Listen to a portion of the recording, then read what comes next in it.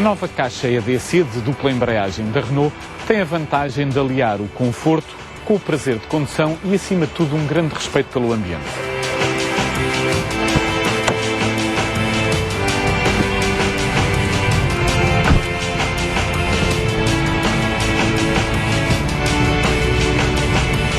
O facto deste novo tipo de transmissão conseguir conciliar o conforto de uma caixa de velocidades automática com a sobriedade e a reatividade de uma caixa de velocidades manual permite alcançar o compromisso ideal entre prestações, consumos e emissões de CO2.